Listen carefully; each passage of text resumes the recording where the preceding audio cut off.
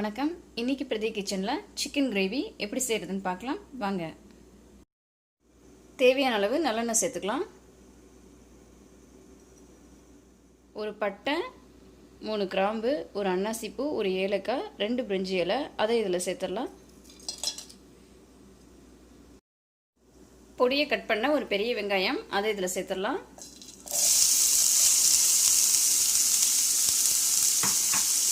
கிரேவிக்கு தேவையான அளவு உப்பை இதில் சேர்த்துடலாம். வெங்காயத்தை கொஞ்சம் நல்லா பொன்னிறமாக வதக்கிக்கலாம். வெங்காயம் நல்லா வதங்கிடுச்சு. இதில் 2 டீஸ்பூன் அளவு இஞ்சி பூண்டு விழுது சேர்த்துடலாம்.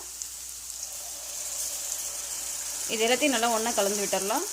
தக்காளி பழம் 3 பொடியை கட் பண்ணது, அதை இதில் சேர்த்துடலாம். தக்காளி கொஞ்சம் நல்லா வதக்கிக்கலாம். தக்காளியை ஒரு 2லேருந்து 3 நிமிஷத்துக்கு கொஞ்சம் நல்லா வதக்கிக்கலாம். தக்காளி எல்லாமே இது மாதிரி கொஞ்சம் நல்லா வதங்கிடணும். 1/4 டீஸ்பூன் அளவு மஞ்சள் தூள், 2 டீஸ்பூன் அளவு மிளகாய் தூள், 2 டீஸ்பூன் அளவு மல்லித்தூள், 1/2 டீஸ்பூன் அளவு மிளகுத்தூள், 1 டீஸ்பூன் அளவு ஜீரகத்தூள், இது எல்லாத்தையும் இதில் சேர்த்துடலாம். எல்லாத்தையும் நல்லா ஒன்றா கலந்து விட்டுடலாம்.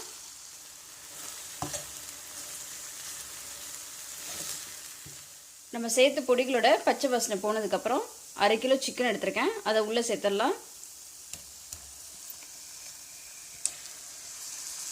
எல்லாத்தையும் ஒன்று நல்லா கலந்து விட்டுடலாம். சிக்கனை ஒரு 5 நிமிஷத்துக்கு கொஞ்சம் நல்லா வதக்கிக்கலாம்.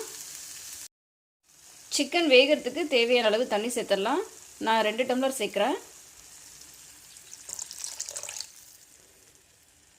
இதெல்லாம் நல்லா ஒன்றா கலந்துட்டு சிக்கனை ஒரு 20 நிமிஷத்துக்கு நல்லா மூடி வச்சிடலாம்.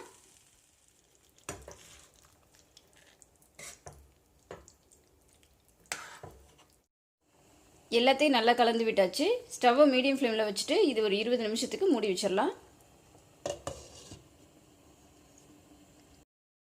இப்போ இது 20 நிமிஷம் ஆயிடுச்சு. சிக்கன் நல்லா வெந்துருச்சு. இப்போ இதில் கொஞ்சமாக கொத்தமல்லி புதினா சேர்த்துடலாம். எல்லாத்தையும் நல்லா கலந்து விட்டுட்டு ஸ்டவ் ஆஃப் பண்ணிடலாம். சிக்கன் கிரேவி ரெடி ஆகிடுச்சு. இது சப்பாத்தி, நான், ஃப்ரைட் ரைஸ் எல்லாத்துக்குமே இது ரொம்ப நல்லாயிருக்கும். நீங்களும் இது மாதிரி சிக்கன் கிரேவி வீட்டில் செஞ்சு பாருங்கள். இந்த வீடியோ பிடிச்சிருந்தா பிரதி கிச்சனை சப்ஸ்கிரைப் பண்ணுங்கள். தேங்க்ஸ் ஃபார் வாட்சிங்.